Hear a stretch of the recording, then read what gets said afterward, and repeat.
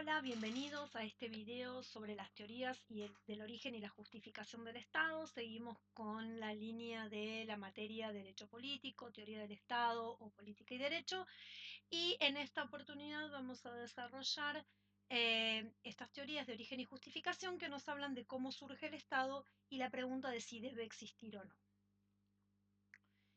En un video anterior en el que hablamos sobre la naturaleza del Estado, les dejo el link en la descripción por si no lo vieron y lo quieren ver para complementar este que estamos haciendo ahora. En aquel video, como les decía, hablábamos sobre la naturaleza del Estado, es decir, qué es el Estado, cuál es su esencia o cuál es su naturaleza. Pero aquí la pregunta que vamos a intentar responder es ¿cómo y por qué surge el Estado? ¿Cómo surge el Estado? ¿Por qué? ¿Cuál es la razón que hace que una comunidad se organice políticamente y surge el Estado? Bueno, a esto vamos a encontrar diversas respuestas.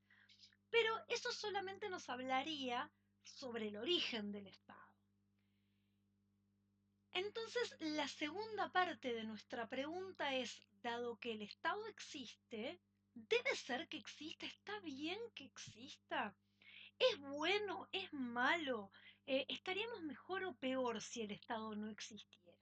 Y esa es la parte que hace referencia a la justificación del Estado. Entonces, el origen nos habla de cómo y por qué surge el Estado, cuál es la razón que hace que el Estado surja, y la justificación es la que nos habla de si está justificado o no que el Estado exista, si es necesario y es bueno que el Estado siga existiendo o si estaríamos mejor sin él.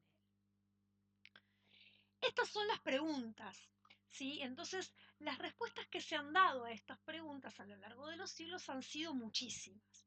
Entonces, en una primera aproximación al tema, lo que podemos hacer es agrupar las respuestas que se han dado a estas preguntas en dos grandes categorías.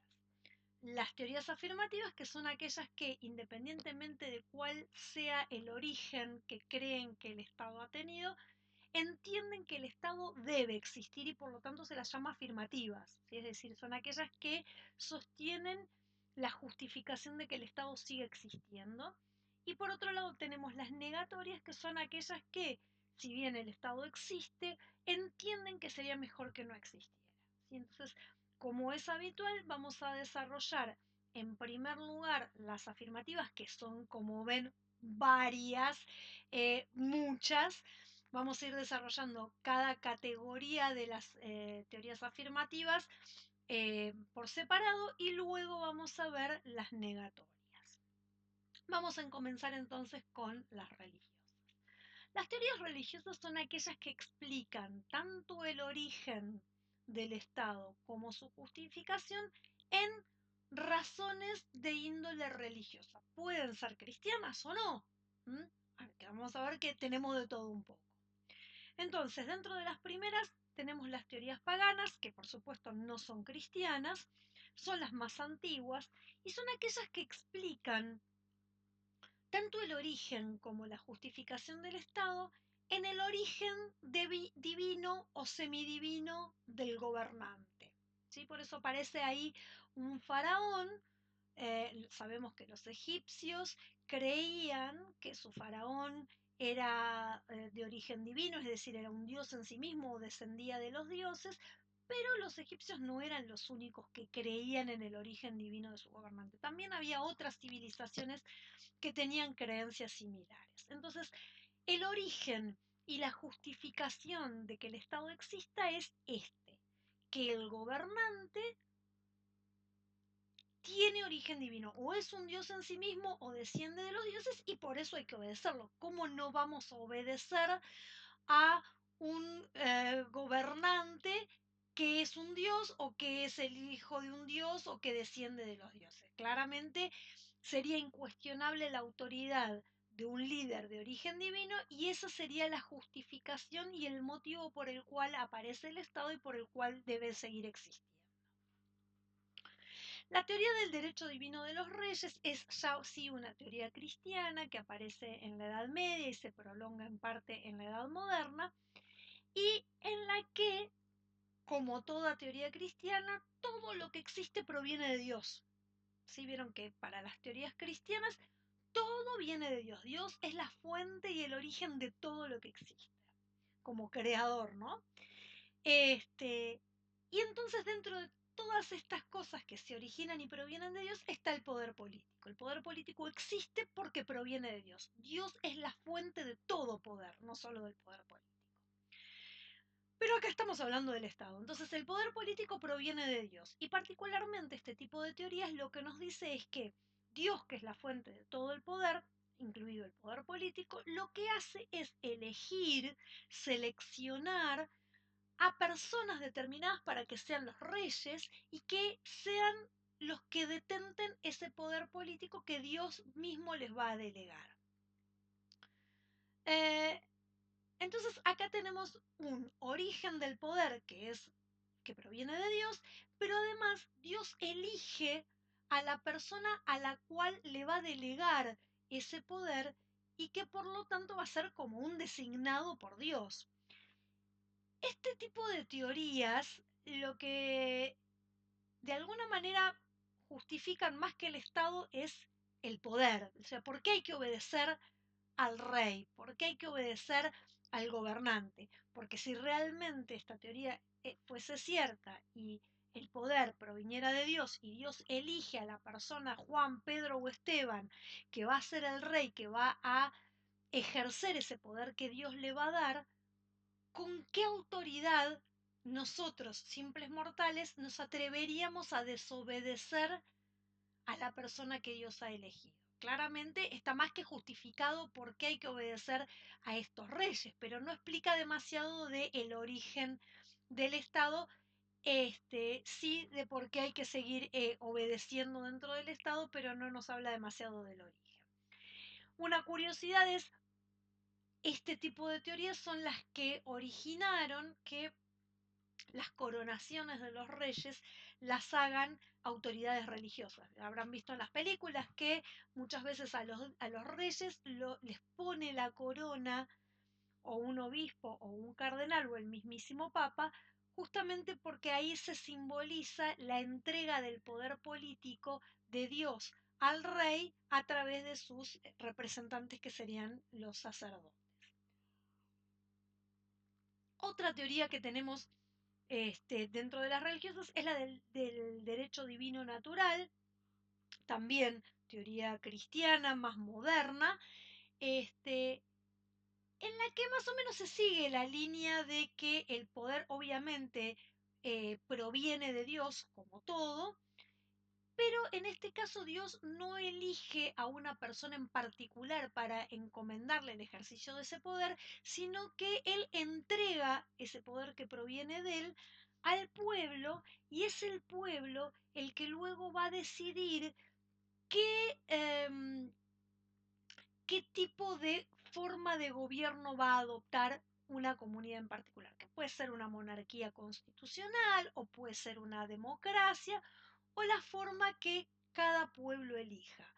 Pero el poder que va a tener el gobernante de esa comunidad va a provenir de Dios, pero va a pasar primero por el pueblo, que es el que en definitiva va a delegar ese poder en el gobernante particular que elija, pero el poder siempre va a provenir de Dios. Dentro de las teorías de la fuerza, teorías que tienen similitudes con algunas de las teorías de la naturaleza del Estado que hemos visto en el otro video, eh, nos habla de que el origen del Estado surge del hecho de que haya personas que dominan a otros, es decir, de la dominación de uno sobre otro. Esa dominación puede ser de uno sobre muchos, de varios sobre muchos, es decir, sin importar quién ejerza el mando, quién ejerza el poder, siempre existe la dominación de unos sobre otros. Y así comienza el Estado. El Estado comienza, ¿sí?, en este hecho de que algunos mandan sobre otros y esos otros obedecen, ¿sí? Entonces, dado que existe esa relación de dominación, ahí es donde surge el Estado y ese es el mismo motivo por el cual el Estado debe existir, porque dado que unos mandan y otros obedecen, debe ser que esos manden y los otros obedezcan.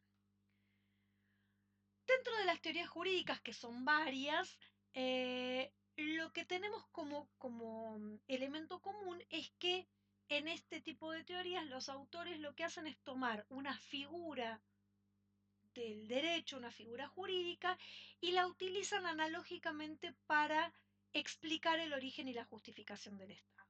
Comenzando por la patriarcal, que es de las más antiguas y hoy diríamos bastante pasada de moda, esta teoría toma como figura eh, la relación, la figura del pater familias en la Roma antigua. ¿Sí? El pater familias era, por supuesto, el padre de familia que ejercía sobre los miembros de su familia, hijos, esposa y otros miembros, esclavos, etcétera, ejercía muchísimas potestades y derechos sobre ellos. Y los miembros de su familia estaban sometidos a la voluntad y a las decisiones que el paterfamilias tomara. Entonces, la teoría patriarcal lo que hace es aplicar analógicamente la figura de la familia y del padre de familia al Estado, como si el Estado fuese una gran familia. Entonces, como en la familia los hijos y la esposa obedecen al padre y el padre es el que decide y toma las decisiones y es obedecido, igualmente en el Estado, como si fuese una gran familia, el gobernante manda, decide y dirige y el resto de la población obedece y se somete a esa voluntad. Así habría surgido el Estado como una extensión, como una ampliación de la familia y dado que así funciona la autoridad de la familia, así debe funcionar en el Estado. La teoría patrimonial se asemeja bastante a la teoría patrimonial de la naturaleza del Estado, que nos habla de la existencia de un patrimonio, de recursos o bienes aplicados o destinados a un fin, y que todo patrimonio debe tener un sujeto que sea su titular o que sea su administrador. Bueno, las teorías jurídicas de origen y de justificación del Estado patrimoniales lo que nos dicen es esto. El Estado surge a raíz de que al existir recursos, al existir un patrimonio que se aplica a un fin, debe existir también un sujeto que sea su titular, que sea quien lo administre, que sea quien lo maneje, y ese titular, ese ente es el Estado. Así surge el Estado, por la afectación de un patrimonio. Luego tenemos las teorías de la prescripción, que en dos palabritas voy a explicar qué significa la prescripción para aquellos que no están familiarizados con el término. La prescripción en el derecho es una figura que permite adquirir o perder derechos por el paso del tiempo. ¿Cómo funciona esto? ¿Cómo se pierden derechos por el paso del tiempo? Supongamos que yo tengo el derecho que la ley me confiere de iniciarle un juicio a alguien que me debe dinero, entonces la ley me habilita, me faculta a que yo le haga un juicio. Pero me da un tiempo para que lo haga, digamos 2 años.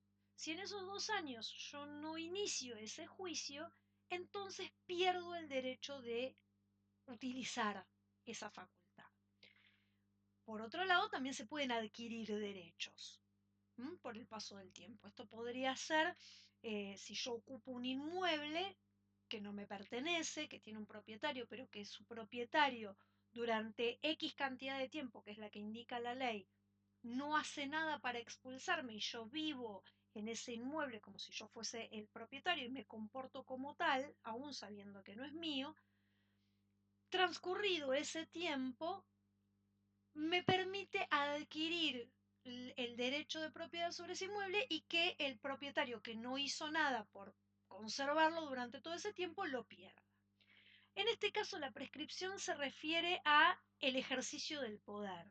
¿Sí? Si ha transcurrido un tiempo prolongado en el que se ha ejercido el poder de un grupo o de uno sobre varios y esos varios obedecen y no contradicen y no se levantan en contra de ese ejercicio del poder, entonces ese poder que se ejercía de hecho pasa a adquirirse de derecho. Es decir, dado que durante un tiempo prolongado alguien ejerce el poder, y que no, ese alguien es simbólico, no tiene que ser siempre la misma persona, sino que pueden ser sucesivas personas, pero siempre hay alguien que ejerce las funciones del poder y que lo hace de hecho porque tal vez no hay ninguna ley que lo señala como el que deba ejercer ese poder, pero la población lo obedece, no, no se levanta en contra de ese poder, no lo cuestiona, no hace nada para que deje de existir ese poder, entonces el derecho por prescripción le da a esa figura este, el derecho de seguir ejerciendo ese poder. ¿Sí? Es como una prescripción de derechos por el paso del tiempo.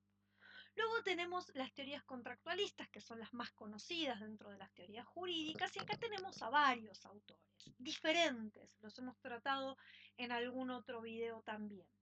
Pero vamos a explicarlos por lo que tienen en común. Los autores contractualistas toman como figura jurídica para aplicar analógicamente al Estado el contrato. Y todos estos autores parten de un ejercicio mental que ellos hacen tratando de imaginar cómo sería el hombre, cómo sería la sociedad si no existiera la ley, si no existiera el Estado, si no existiera el poder. Es decir, cómo sería vivir y convivir en un espacio en el que no hay una ley que establezca lo que se puede hacer y lo que no, lo que es mío y lo que es tuyo, que no haya un poder que nos organice y nos dirija, que no haya un poder que haga cumplir las leyes y que nos obligue a todos a comportarnos de acuerdo a esas leyes porque esas leyes no existen. A esa situación hipotética los contractualistas lo llaman estado de naturaleza. Es como si fuese imaginar al hombre en estado salvaje antes de que exista el derecho y antes de que exista el Estado. Obviamente todos los contractualistas sostienen y explican que este estado de naturaleza no necesariamente tiene que haber existido. Es un ejercicio, es una hipótesis que ellos hacen. ¿Sí? Entonces, imaginan cómo sería y luego proponen que en algún momento determinado y por razones diferentes, variando en los distintos autores, en algún momento esas sociedades que vivían en el estado de naturaleza deciden abandonar ese estado de naturaleza y hacen un acuerdo de voluntades, hacen un contrato en el que todos se ponen de acuerdo para crear un Estado, para crear reglas, para crear el derecho y para que sea el Estado el encargado de hacer cumplir esas reglas y obligarnos a todos a cumplirlas. Entonces, este contrato que sería lo que explica el origen del Estado, cómo surge y cómo se origina el Estado, es asimismo el que le da justificación, porque el Estado debe seguir existiendo en tanto y en cuanto los miembros de la sociedad siguen estando de acuerdo en que el Estado existe. Entonces, mientras haya acuerdo de voluntades, entonces el Estado debe seguir existiendo. Insisto, los contractualistas no dicen que esto alguna vez sucedió efectivamente en un año y en un pueblo determinado, sino que es una explicación lógica, es una justificación o una búsqueda de explicación lógica utilizando, como dijimos, una figura legal o una figura jurídica que es el contrato. Y bastante similar a esta es la del consentimiento. Si acá no hay un contrato específico, sino que el Estado se habría originado en el consentimiento tácito o expreso de la sociedad, que ya sea que se hayan puesto de acuerdo particularmente o que el Estado haya surgido y que nadie haya hecho nada para contrarrestar esa existencia, lo cual sería un consentimiento tácito, el Estado existe porque la sociedad así lo quiere. porque la sociedad ha prestado su consentimiento para que el Estado exista. Y justamente mientras el consentimiento exista, el Estado debe seguir existiendo. Y esa sería la justificación. Luego, dentro de las teorías éticas que podríamos empalmar con las ideas de Aristóteles y de Santo Tomás, estos nos decían que el Estado surge para cumplir un fin. ¿Sí? El Estado aparece, se origina para cumplir un fin.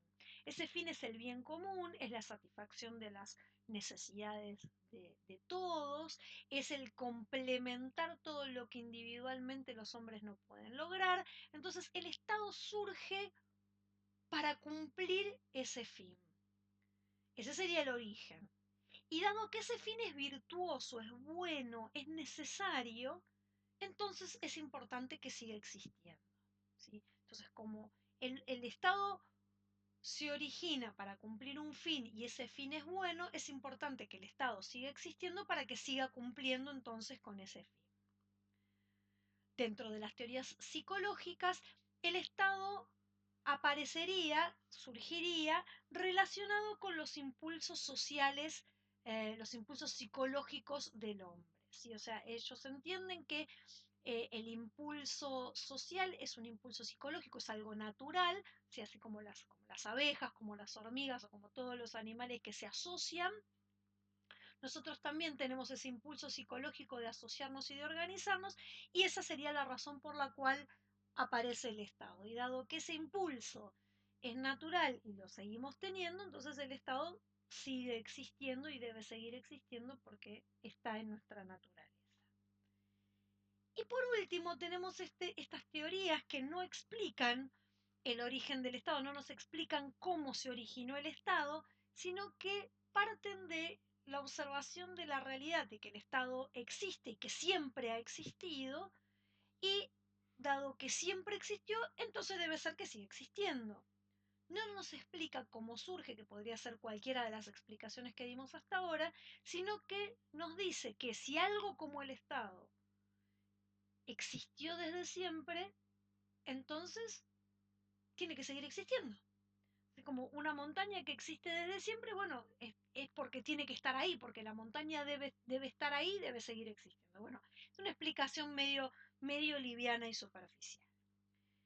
Con esto terminamos las afirmativas, que son todas aquellas que explican el origen del Estado y que explican por qué debe seguir existiendo el Estado. Pero dijimos al principio que había otro grupo de teorías que se llamaban negatorias, que independientemente de cuál consideren que pueda ser el origen del Estado, que podría ser cualquiera de los que mencionamos, las teorías negatorias entienden que el Estado existe, pero que no debería seguir existiendo. Y estas teorías son las que abarcan todas las variantes del anarquismo. Los anarquistas aceptan que el Estado existe porque es una realidad innegable, o sea, el Estado existe, pero ellos creen que es un mal, que es un mal que no debería seguir existiendo, que habría que destruirlo y proponer otro tipo de organización.